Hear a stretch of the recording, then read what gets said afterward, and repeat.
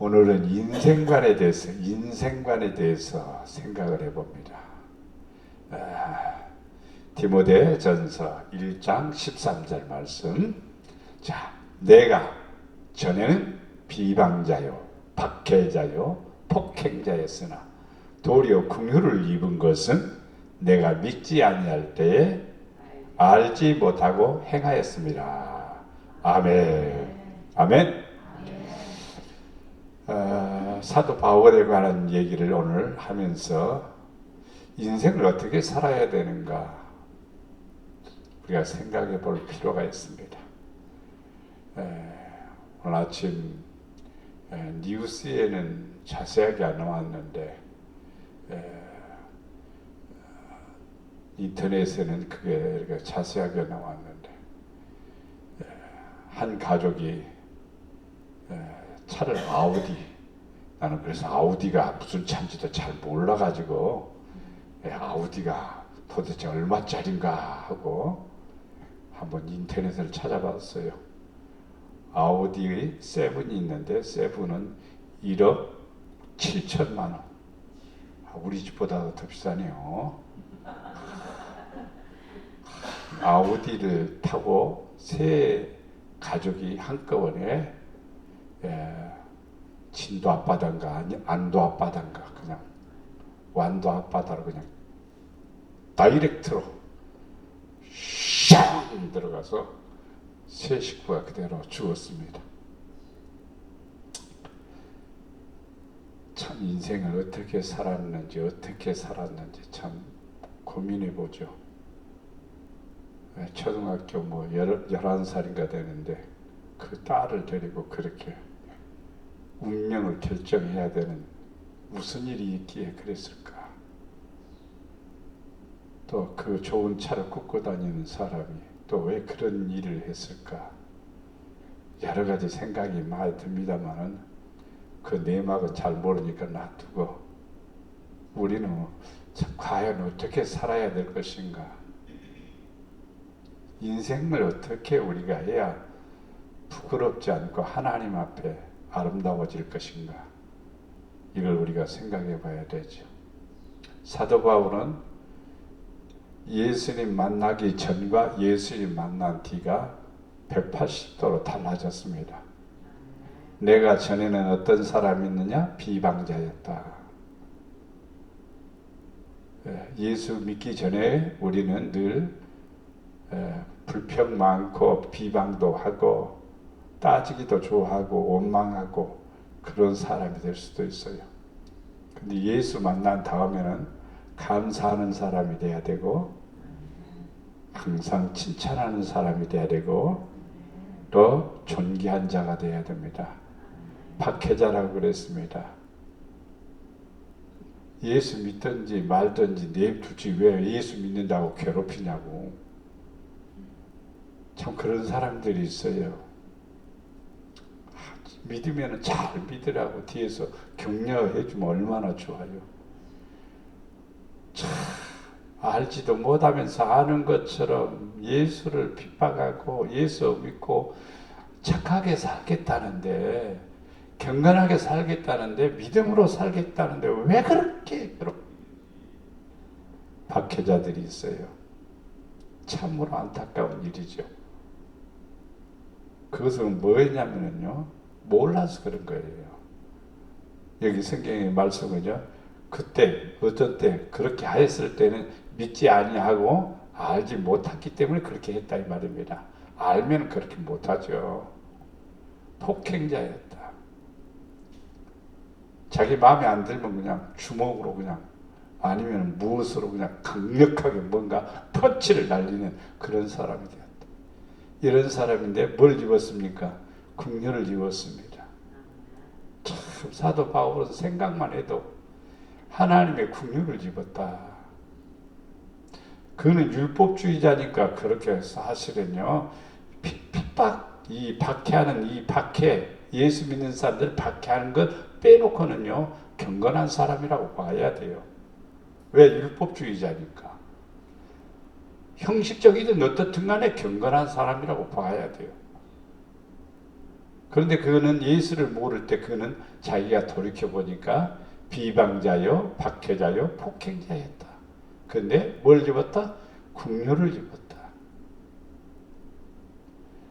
우리도요 똑같아요. 사실은 우리는 박해도 안 오고 핍박도 안 오고 폭행도 안 했으니까 나는 국료를 입을 만한 자격이 있어 이렇게 생각하면 안 되고, 우리도 똑같아요. 죽을 수밖에 없는 죄인이요, 허물이 많은 사람이요, 무지한 사람이요, 믿음이 없는 사람이죠. 그런데 뭘 받았어요? 국료를 받은 거예요. 믿지 아니할 때, 믿기는 믿었어도 믿음이 없을 때하고 알지 못했을 때하고는 우리는 어떻게 했어요? 마음대로 했죠. 자기 하고 싶은 대로 했죠. 예. 교회도 오고 싶으면 오고 말고 싶으면 말고 뜨면 뜨면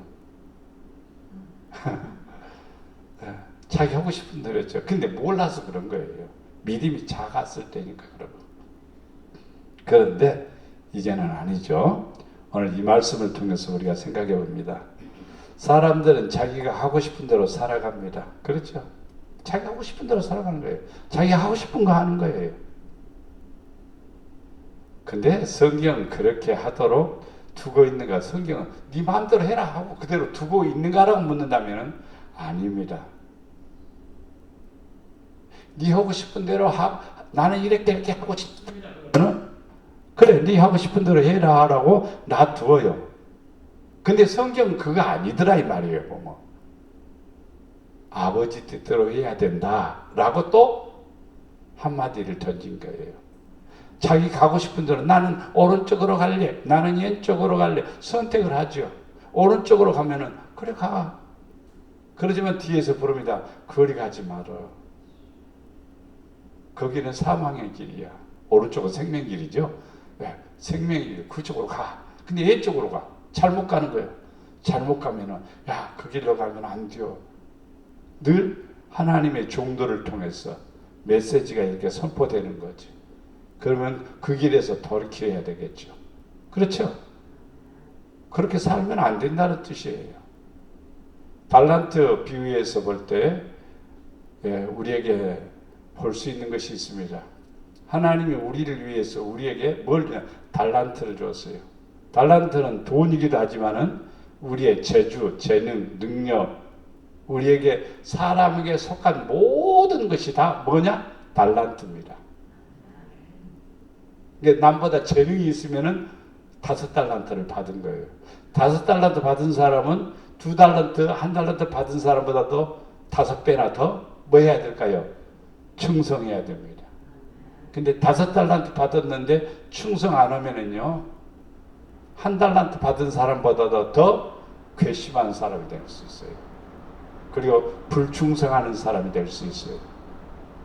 많이 받으면 많이 요구한다고 그랬어요. 그 달란트는 오직 주를 위하여 사용해야 됩니다. 우리 지체는 하나님의 것입니까? 내 것입니까? 아니, 우리 몸이 하나님의 것입니까? 내 겁니까? 자신감이 그렇게 없어요? 확실히 해야 돼요. 나는 내 것은, 내 몸은 하나님 거라고 해야 하나님이 나를 책임져요. 말로는 하나님, 내 몸은 하나님 겁니다. 그러면서 하나님을 위한 생각을 안 하고 하나님의 위하여서 살아가지 않으면 아무 의미가 없는 거예요.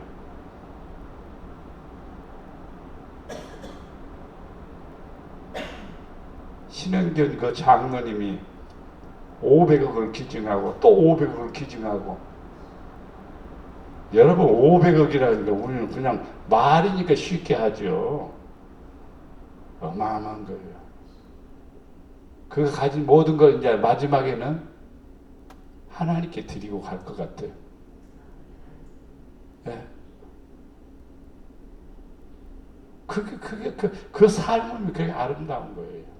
믿음으로 사니까 끝까지 아름다움을 유지하는 거예요.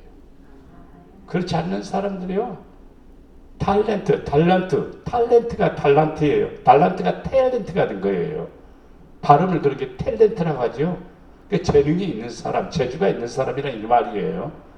달란트는 성경에 있는 달란트가 발음을 한다면 탤런트. 이렇게. 근데 우리 발음에는 탤런트라고 그렇게 얘기하죠. 우리 자신은 재능을 주신 하나님께 영광을 돌리며 살아야 됩니다. 내 것이 아니에요. 그러면 내 것이 아니면 누가 나를 책임지냐 이 말이요. 내 것이 아니면 나를 소유하고 있는 그분이 나를 책임지는 거예요. 이거 설명을 해도 여러분이 믿음이 안 오면요, 이 문제는 해결되지 않는 거예요. 항상 말로라도 그것을 이루기 위해서는요, 하나님, 나는 내 몸은 하나님 겁니다. 하나님 알아서 쓰십시오. 하나님 영광을 위해서 쓰십시오. 저는 그래서 아이들을 위해서 기도할 때마다 하나님, 너는 하나님의 것이야. 하나님 앞에 쓰임받는 사람이 돼야 돼. 하나님의 것이야. 하나님의 것이야.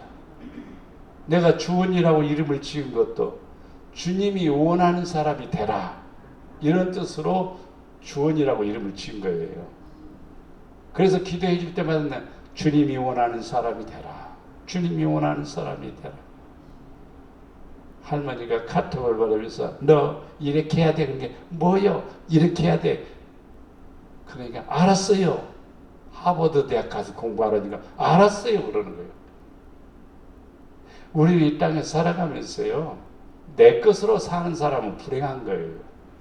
가치가 없는 거예요. 주를 위해서 살아야 됩니다. 왜냐하면 주님이 만드셨으니까, 주님의 것이니까. 근데 우리는요, 우리 지체가 주님의 도구로 쓰여지지 않으면 가장 거예요. 그래서 몸이 불편한 분들이 많이 있죠. 그런 사람들은 이제부터 머릿속에 팍 못이 박히도록 해야 돼요. 나는 하나님 겁니다. 하나님 도구로 쓰세요. 하나님의 도구로 쓰려면 첫째, 건강해야 돼요. 둘째, 있어야 돼요. 넷째, 셋째, 힘도 있어야 돼요. 넷째, 자신감도 있어야 돼요. 그러니까 하나님의 것이 돼야 돼요. 하나님. 저는 예수를 영접하고 예수님을 만난 뒤로부터는 나는 내 거 아니야. 나는 하나님 거다. 늘 이 생각을 하고 살아요. 전에나 지금이나 변함없이. 나는 내 거 아니야. 우리 아버지가 돌아가셨지만 아버지가 계실 때도 나는 아버지 거 아니요. 나는 하나님 거요. 아버지는 너는 내 아들이다 그러지만 내가 하나님 거라고 그러니까 너는 내 자식 아니야 하고 내보내주라고. 그래서 그 다음부터는 나는 하나님 거야. 그 아버지보다도, 육신의 아버지보다도 하나님을 전적으로 신뢰하는 거예요.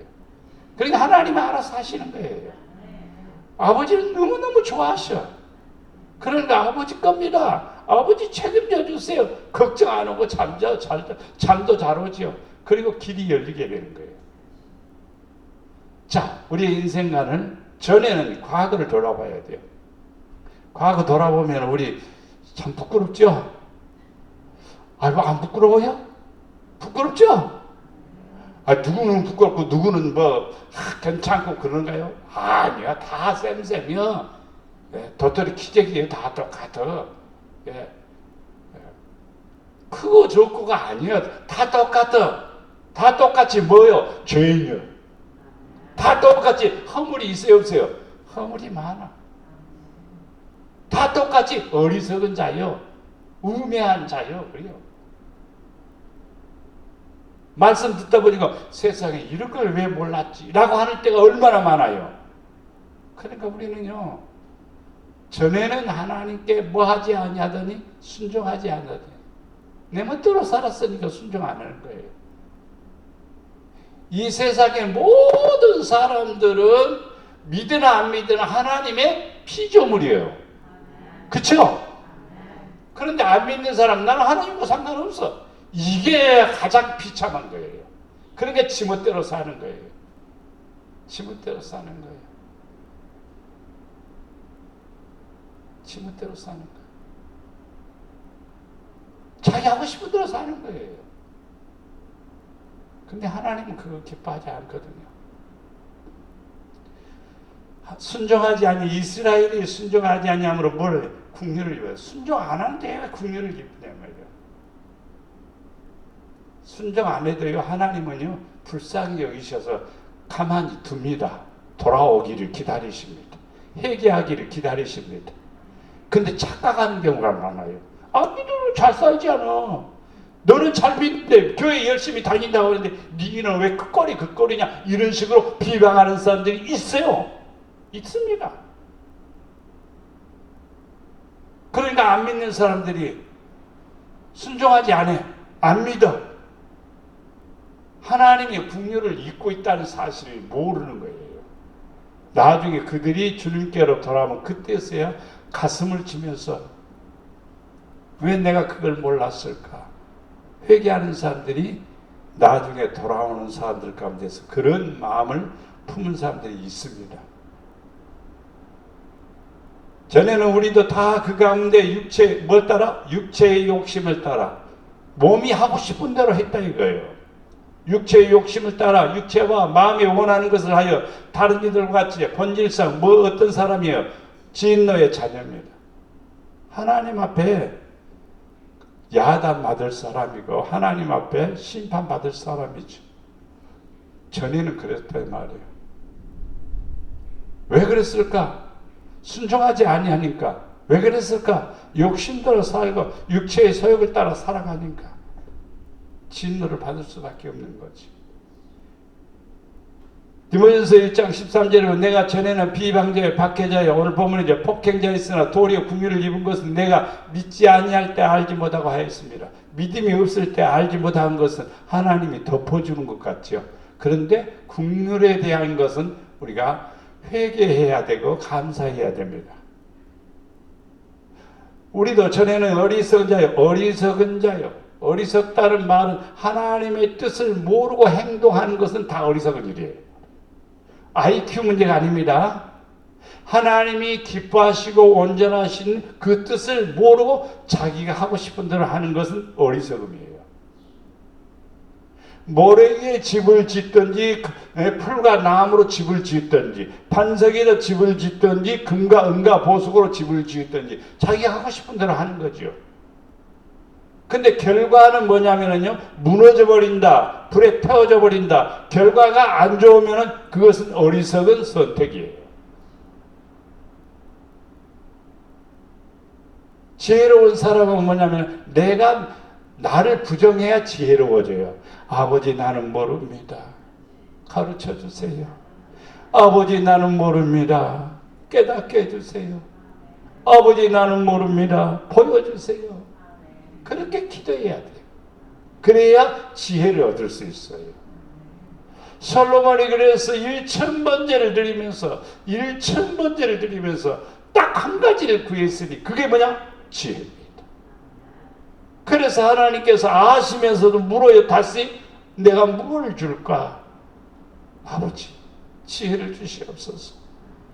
나는 백성들을 잘 다스리지 못합니다.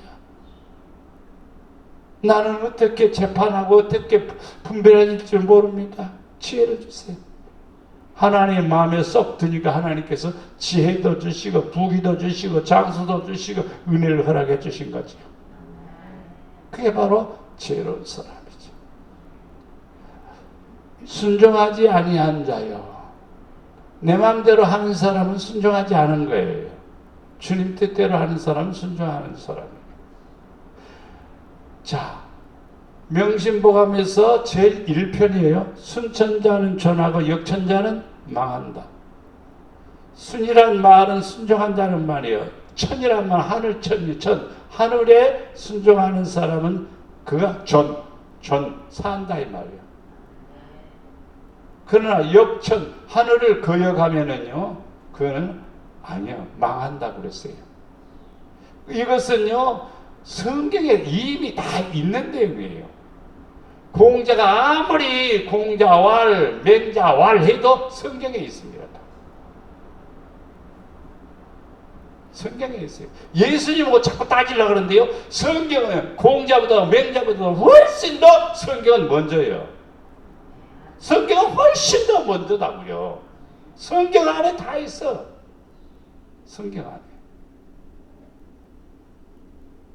어떤 과학자가, 정치학자가 성경의 내용을 보고 깜짝 놀랐답니다. 성경의 내용, 헬라가 망하는 내용이 나옵니다. 이게 다니엘서에 나오는 내용이죠. 표범이 날개를 타고 날아가는 내용이 나옵니다. 그게 누구냐면 알렉산더 대왕입니다. 쫄딱 망하죠. 표범이면 얼마나, 그냥 표범도 무서운데 날개를 달았으니 얼마나 무섭겠습니까? 그래서 유럽 전 지역을 다 정복하다시피 한 사람이에요. 그런데 하루아침 그냥 샥 망해버린 거예요. 성경에 다 기록된 내대로 그대로 된 거예요. 지금 다 쪼개져요. 지금 다 쪼개졌어요.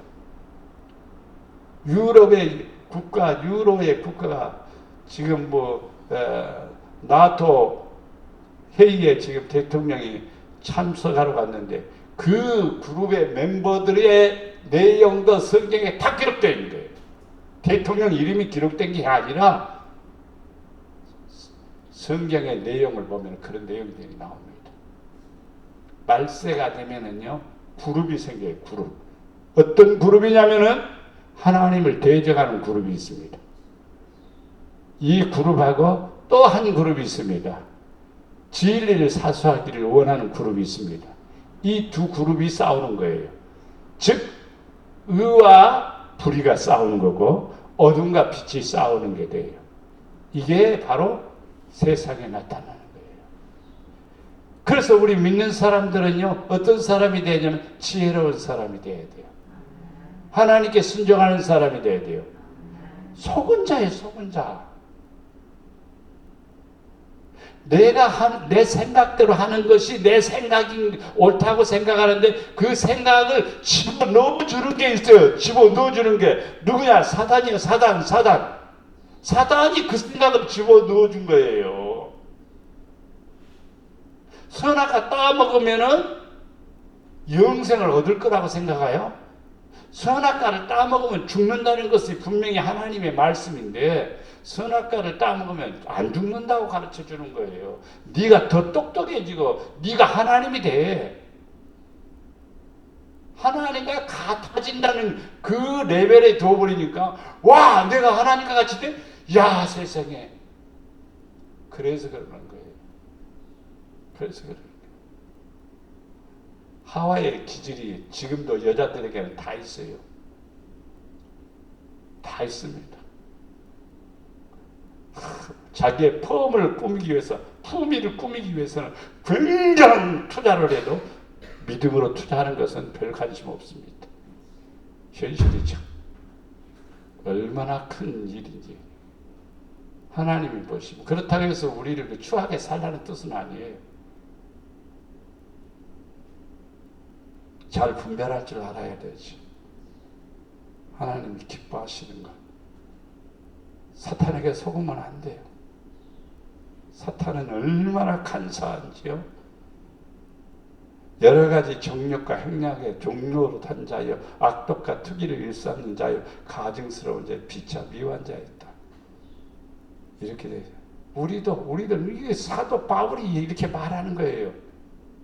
진실한 고백이지요. 나는 그렇게 안 했어. 나는 꼭 정직했어. 나 열심히 살았어. 열심히 살아서 뒤집어 보면요, 다 까보면 이 내용이 다 해당돼요. 어리석다는 내용, 순종하지 아니하는 속은 거, 정욕, 행락, 종로로 간 거, 악독, 투기, 일삼은 자, 가증한 다 해당돼요. 누구든지 다 해당돼요. 아닌 것 같지만요, 다 해당됩니다. 그래서 법에 조금 더 깊이 알게 되면요, 코에다 하면 코골이, 뒤에다 가면 귀걸이에요. 그렇게 되어 있습니다. 아니요, 나 아니에요. 그래도 몇 탕 딱 되면요, 아무 말도 못합니다. 아무 말도 못해요. 자, 두 번째. 전에는 그랬지만 이제 이제는 변화된 나의 모습을 보자. 변화된. 여러분 변화됐죠? 변화됐죠? 아멘? 변화돼야 돼요. 변화되기 위해서는 제일 먼저 알지 못했구나. 내가 성경을 몰랐구나. 내가 아버지 뜻을 몰랐구나. 이렇게 그걸 깨달아야 돼. 알지 못하던 시대, 미래가 아니라 과거를 돌아보면은 내가 모르고 했구나. 근데 하나님은 과거에 대해서는 관과하십니다. 관과라는 건 통과시켜버리는 겁니다. 다 없는 걸로 해주는 겁니다. 무엇을 통해서? 회개를 통해서. 회개를 안 하면은 관과를 안 시키는 거예요. 회개를 해야만이 관과 통과가 되는 거예요. 회개하면은 뭘 받아요? 용서를 받지 않아요. 회개를 하면은 관계가 되는 거예요. 근데 회개를 안 하고 그냥 있으면은 그게 또 움터요. 아버지, 내가 전에는 이랬었습니다. 아버지, 용서해 주세요. 아버지 용서해 주세요. 그래야 지금 현재 내가 아버지 뜻대로 살고자 하는 뭐가 있어요? 의도가 있는 거고 방향이 있고 그리고 하나님이 기뻐하시는 사람이 되는 겁니다. 그래서 알지 못하고 했으니까 아시죠? 나 모를 때니까 믿음이 없을 때니까 하나님 봐주세요. 그리고 쏙 지나간다고. 그게 아니에요. 낱낱이 회개해야 돼요. 회개는 정확해야 됩니다. 대충 우물쭈물 그냥 넘어가면 안 돼요. 성경에 보니까 정확하더라고요. 사도행전 22장 16절에 이제는 왜 주저하느냐? 예수님이 은혜 받았습니다. 성령 받았습니다. 말씀의 은혜를 깨달았습니다. 그럼 주저하면 안 돼요. 주저하면 안 돼요. 일어나야 돼요. 열심으로 해야 돼요. 믿음으로 전력해야 돼요. 주의 이름을 불러 세례를 받고 주여 내게 세례를 주시옵소서. 성령으로 세례를 주시옵소서. 그래야 죄사함을 받는 거예요. 목사님한테 성과 성자와 성령의 이름으로 세례를 전하라 해서 죄짓음 받으면 얼마나 좋겠습니까? 한 방에 그냥 끝나겠죠. 근데 외형적인 것이 아니라 내적인 세례를 받으라. 성령의 세례를 받으라. 어떤 목사님도 성령 세례 받으라고 굉장히 강조하는 분이 있어요. 저도 이거 강조해요. 성령의 세례 받아야 돼. 아니 받았는데? 아니요. 성령의 세례는 일회성이 아닙니다. 지속적으로 성령의 임재하심과 역사 안에서 살아야 되는 거예요. 그래야 성령의 이끌림을 받는 거예요. 자, 예수님 말씀하셨어요. 예수님 말씀하셨어. 성령을 주님의 뜻을 아버지의 뜻을 거역하는 것은 사하심을 받되 성령을 거역하는 것은 사하심을 받지 못한다.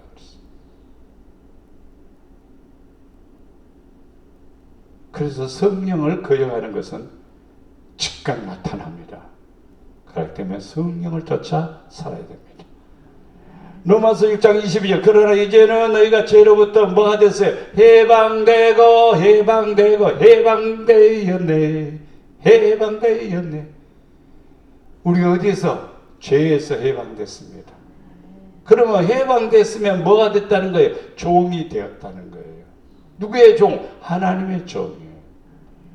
따라서 합니다. 나는 하나님의 종이다. 아니, 목사님만 하나님의 종이고요. 우리는 아니에요. 이러면 아니에요. 그거 아니에요. 틀린 거예요. 목사님도 하나님의 종이고 성도들도 다 하나님의 종입니다. 목사님도 하나님의 백성이고 목사님도 하나님의 자녀고 여러분들도 하나님의 자녀고 하나님의 백성이고 하나님의 종들이다 이 말이에요. 다만 달란트가 다를 뿐이지. 하나님께 뭐가 돼서 종이 되어 거룩함에 이르는 열매를 맺었으니 그 마지막은 영생이라. 마지막이 중요한 거예요. 과정이 약간 삐뚤삐뚤할 수도 있고 그릇될 수도 있지만 마지막이 중요한 거예요. 마지막이 뭐냐? 영생이어야 되는 거예요. 마지막 영생에 들어가지 못하면 아무것도 소용없어. 아무것도 소용없어.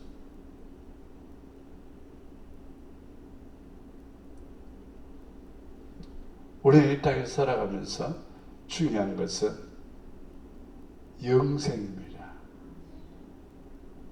영생, 이 영생은 어떻게 해서 들어가느냐? 뭐에서? 죄에서 해방되고, 둘째, 하나님께 종이 되어, 셋째, 거룩함에 이르는 열매를 맺었으니 영생이라. 할렐루야. 간단하죠? 죄에서 뭐 되어? 해방되어야 돼요. 죄가 그대로 있으면 안 돼요. 죄에서 해방되는 비결은 뭐냐면 하나님의 종이 되어야 되는 거예요. 하나님의 종은 하나님의 말씀만 듣는 거예요. 하나님이 하라고만 하는 거예요. 하나님이 하지 말라고 하는 것을 하지 말아야 돼요. 그렇죠? 하나님의 종이 돼야 돼요. 거룩함에 이르는 열매를 맺었으니 그 마지막은 영생이라. 그 마지막은 영생이라. 이제는 우리가 얽매였던 것에서 대하여 죽었으므로, 얽매였던 것들은 뭐냐면 죄입니다.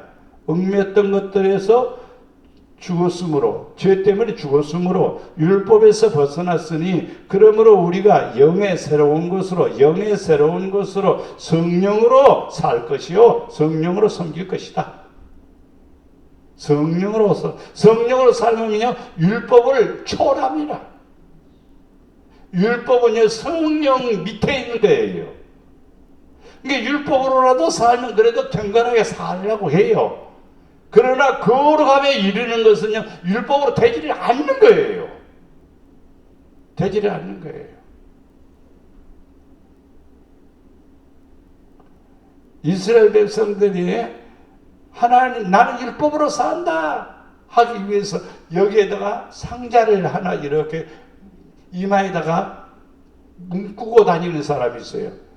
이 상자 속에는 성경 구절이 기록되어 있습니다. 마음과 뜻과 정성을 다해 너 여호와 하나님을 경외하라. 이 말씀이 딱 들어있다. 그걸 또 팔에다 메고 다니는 사람도 있어요. 그러니까 조금 볼상스러우니까 그렇게 하지 말고 이렇게 하는 게 있다. 성경의 가르침이지. 또 새벽에 말씀을 드리겠습니다만 그 말씀. 이 옷깃 짧은 이런 옷이 아니라 길지나 이스라엘 백성들 옷은 길입니다. 원피스처럼 길어요. 허리를 둘러매는 끈이 있습니다. 그 끈이 있는데 그 끈에다가 파란 색깔을 넣는 끈을 모았습니다.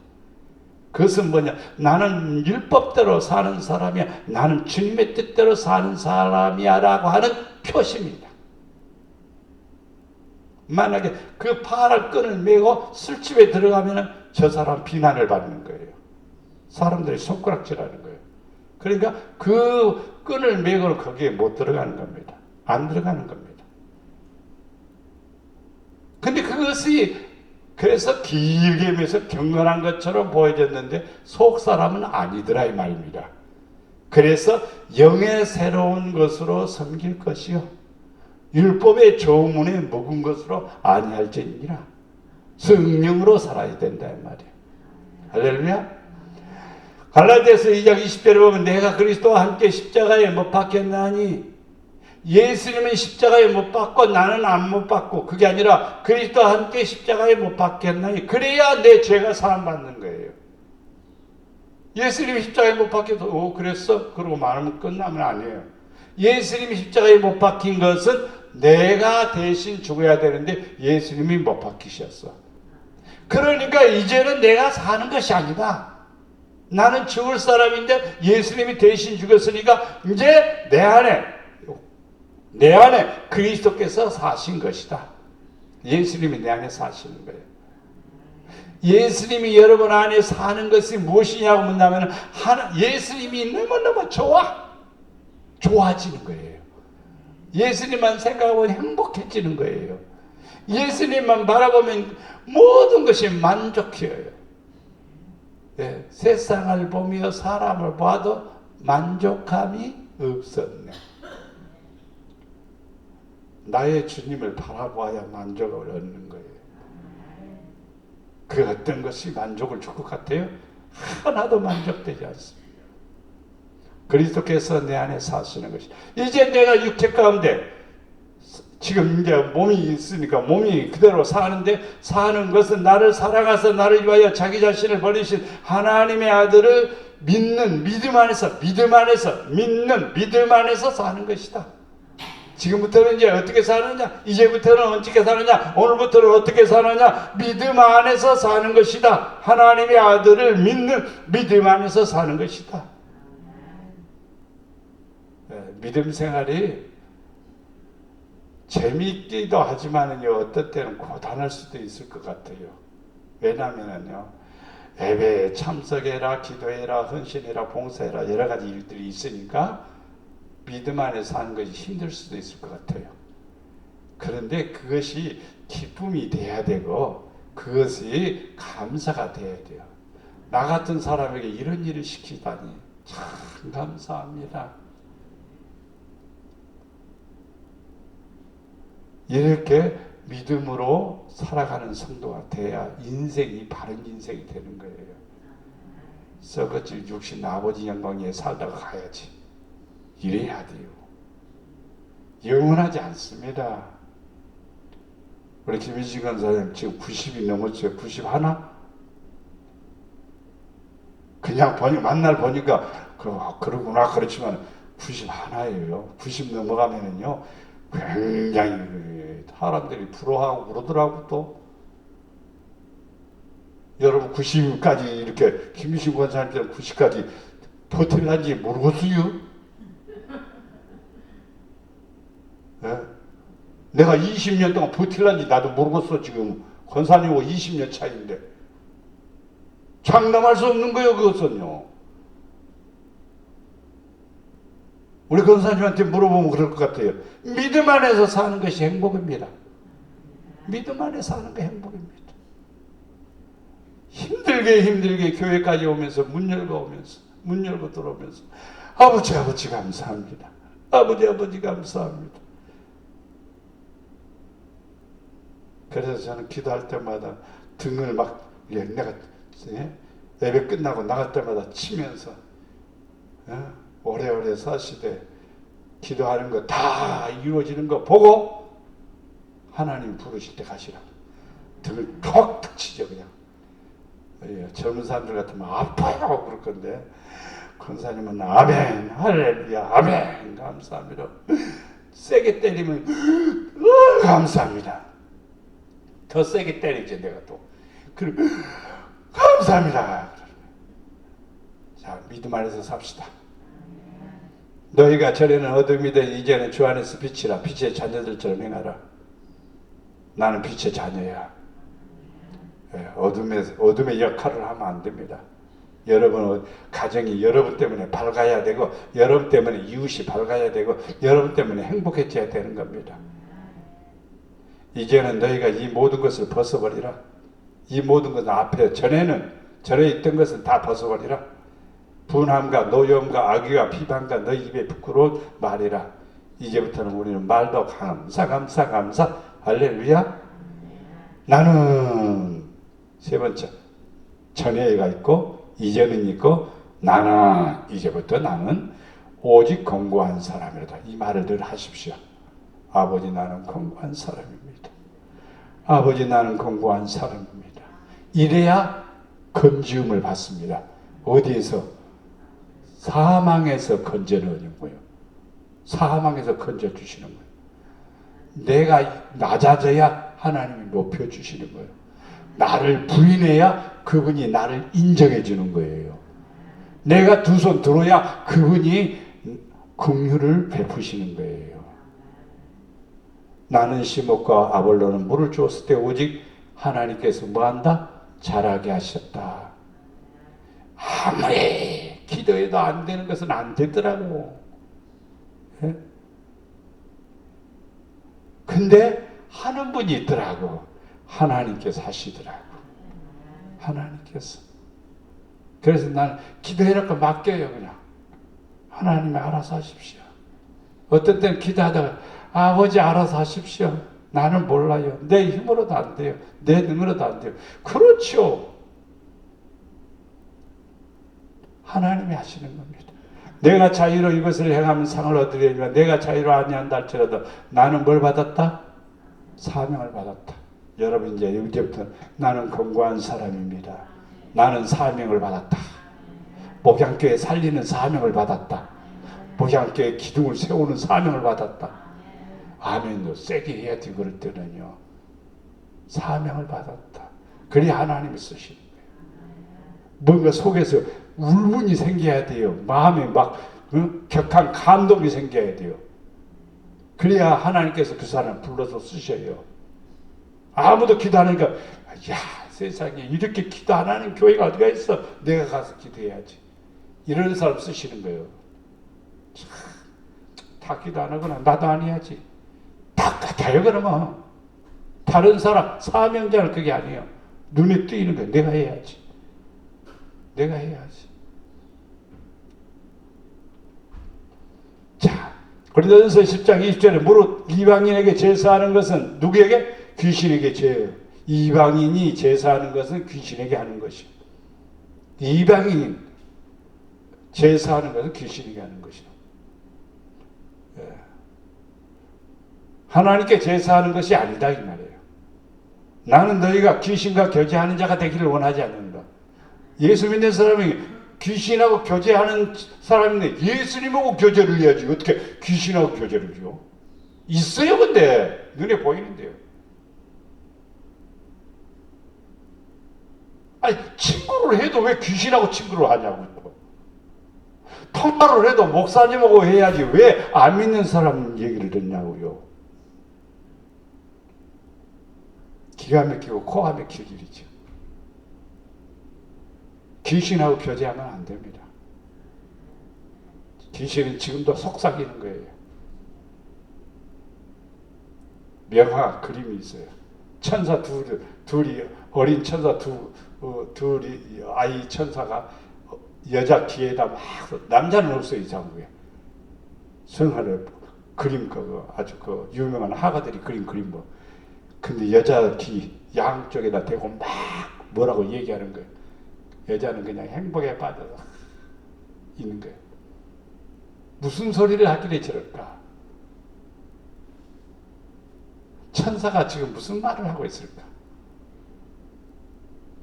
근데요, 반대로요, 그림이 또 반대로 되는 게 있어요.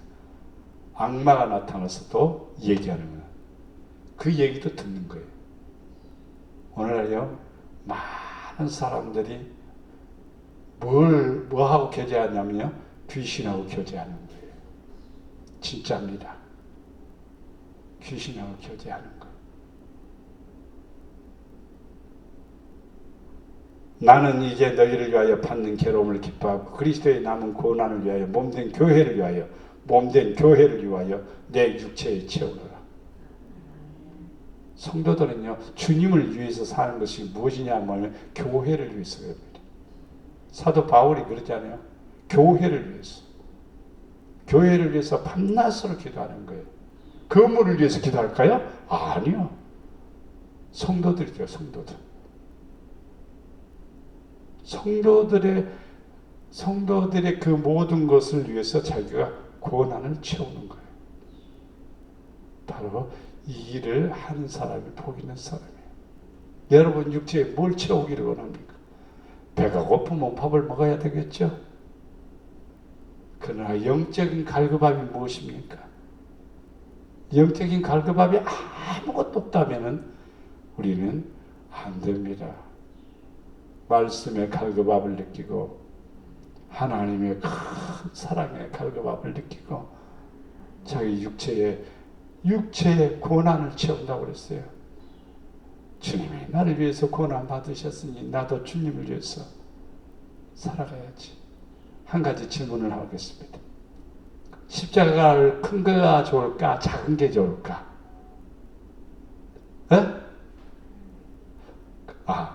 금목걸이 10도짜리가 좋을까? 1도짜리가 좋을까? 10도짜리 좋디야. 당근이지 뭐. X니까. 그럼 예수님의 십자가도 큰 게 좋을까? 작은 게 좋을까? 큰 게 좋다고 생각하지만은요, 그것은 큰 거 지고 가보세요. 욕심은 나는데 힘이 없잖아요. 그죠? 쌀 80kg가 있고 20kg가 있고 10kg가 있어. 근데 들고 가라고 하면요 80kg. 어메 저거 갖고 가고 싶은데 저거 좀 내 힘이 붙이고 80kg 못 들고 가니까 들고 가라 했으니까 80kg 못 들고 갈 거야. 나는 들고 갈 수 있어 지금. 아이고 목사님 나 이거 아이 들을 수 있어. 60kg짜리. 어휴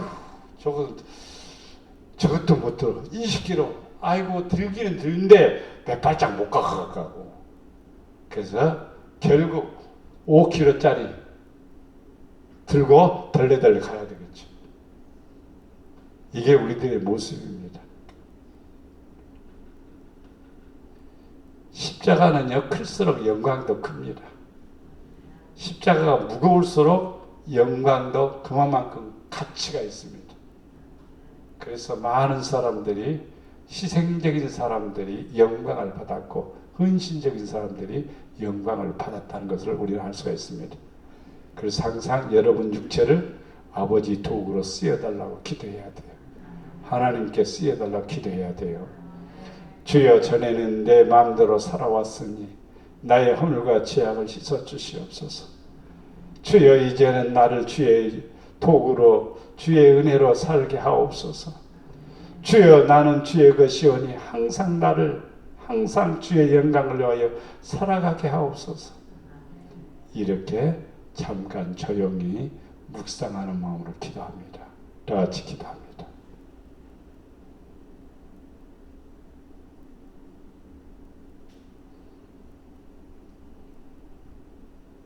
아버지, 내 맘대로 내 멋대로 살아왔던 허물과 죄악을 용서하소서. 내 고집대로 내 방법대로 살아왔던 것들을 용서하소서. 알지 못해서 내 지체가 죄악에 빠지고 살았습니다. 이제 주의 도구가 되게 하시고 주의 영광을 나타내는 지체가 되게 하시고 아버지의 뜻을 이루어드리는 주의 영광을 나타내는 하나님의 종들로 쓰여지게 하소서. 축복하여 주시옵소서.